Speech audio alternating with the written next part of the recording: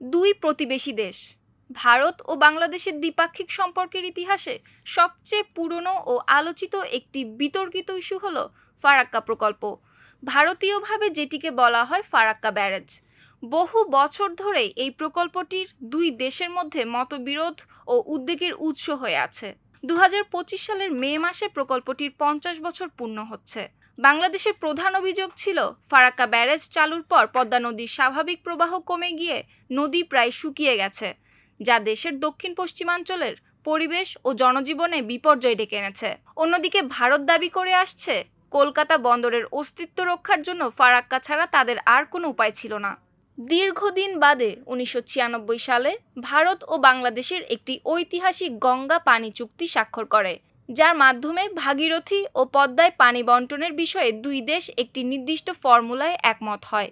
30 বছর মেয়াদী সেই চুক্তির মেয়াদ এখন প্রায় শেষের পথে এবং নতুন করে তার নবায়নের আলোচনা চলছে। তবে বিতর্ক কখনোই থেমে থাকেনি। বাংলাদেশের দৃষ্টিতে ফারাক্কার কারণে পদ্মা নদীর দুই তীরের মানুষের জীবন ও জীবিকা মারাত্মকভাবে ক্ষতিগ্রস্ত হয়েছে। ভারতেও এই প্রকল্পের সমালোচনা কম নয়। বিহার সরকার একসময় দাবি তোলে ফারাক্কা ব্যারেজ তুলে দেওয়ার, কারণ তাদের মতে প্রতি বছর এর ফলে ভয়াবহ বন্যার সম্মুখীন হতে হয়। গঙ্গার উজান ও ভাটিতে নদী ভাঙন এখন দুই দেশেরই বড় সমস্যা। অনেক গবেষকই মনে করেন কলকাতা বন্দরকে রক্ষার জন্য এই প্রকল্প কাঙ্ক্ষিত ফল দিতে পারেনি। ফলে পরবর্তীতে উপকূলের কাছাকাছি হলদিয়া স্যাটেলাইট বন্দর তৈরি করতে হয়। মূলত গঙ্গা নদীতে কৃত্রিমভাবে একটি খাল কেটে পদ্মার দিক থেকে পানি প্রবাহ ঘুরিয়ে এনে সেটি ভাগীরথীতে প্রবাহিত করা হয়, যাতে কলকাতা বন্দর কার্যকর থাকে। প্রকল্পের কাজ শুরু হয় এমন এক সময়ে যখন গঙ্গার নিম্ন প্রবাহে ছিল তৎকালীন পূর্ব পাকিস্তান। অর্থাৎ হঠাৎ করে স্বাধীন বাংলাদেশের জন্ম হলে ভারতের জন্য গঙ্গার পানি একতরফাভাবে সরিয়ে নেওয়া আর সহজ থাকেনি। অবশেষে 1975 সালের শুরুর দিকে ভারতের প্রধানমন্ত্রী ইন্দিরা গান্ধী এবং বাংলাদেশের প্রধানমন্ত্রী শেখ মুজিবুর রহমানের মধ্যে সমঝোতায় পৌঁছানো সম্ভব হয়। প্রথম দিকে পরীক্ষামূলকভাবে প্রতি 10 দিন অন্তর গঙ্গা থেকে নির্দিষ্ট পরিমাণ পানি সরানোর সিদ্ধান্ত নেওয়া হয়। এরপর 1975 সালের মে মাসে ভারতের তৎকালীন জলসম্পদ মন্ত্রী জগজ্জীবন রাম ফারাক্কা ব্যারেজ উদ্বোধন করেন।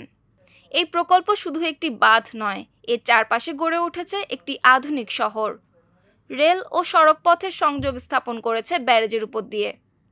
1980-র দশকে এখানে গড়ে ওঠে এনটিপিসির একটি তাপবিদ্যুৎ কেন্দ্র, যা এই প্রকল্পের পানির ওপর নির্ভরশীল। একইভাবে পশ্চিমবঙ্গ সরকারের তাপবিদ্যুৎ কেন্দ্র এই পানির উৎস ব্যবহার করে।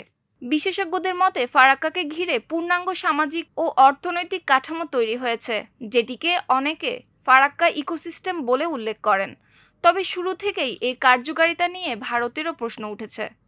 2016 সালে বিহারের মুখ্যমন্ত্রী নীতীশ কুমার ফারাক্কা ব্যারেজ তুলে দেওয়ার প্রস্তাব আনুষ্ঠানিকভাবে কেন্দ্রীয় সরকারের কাছে উপস্থাপন করেন, যদিও পরবর্তীতে তিনি এই বিষয়ে অনেকটা নীরবতা পালন করেন। 1996 সালের গঙ্গা চুক্তির অন্যতম গুরুত্বপূর্ণ দিক ছিল শুষ্ক মৌসুমে 1 জানুয়ারি থেকে 31 মে গঙ্গার পানি কিভাবে ভাগ হবে।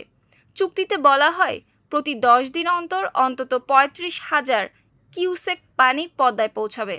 এই প্রবাহ পর্যবেক্ষণের জন্য ব্যারেজের পাশে একটি যৌথ মনিটরিং সেকশন স্থাপন করা হয়, যেখানে বাংলাদেশ ও ভারতের প্রকৌশলীরা একসঙ্গে কাজ করেন। 2025 সালে এই চুক্তির নবায়ন কিভাবে হবে অথবা আদৌ হবে কিনা তা এখনও অনিশ্চিত। ফারাক্কা ব্যারেজ প্রকল্পের মহাপরিচালক আর.ডি. দেশপান্ডে জানিয়েছেন, এটি একটি ডাইভারশন প্রকল্প। এখানে জলাধারের মতো পানি জমা রাখার ব্যবস্থা নেই, ফলে পলি জমে এর কার্যক্ষমতা হ্রাস পাওয়ার ভয় নেই। তাই এটি সহজেই শত বছর ধরে টিকে থাকতে পারে।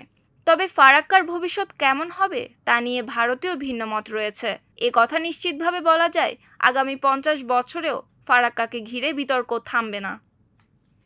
নিউজ ডেস্ক, সুপ্তি রায়, ভোরের আকাশ।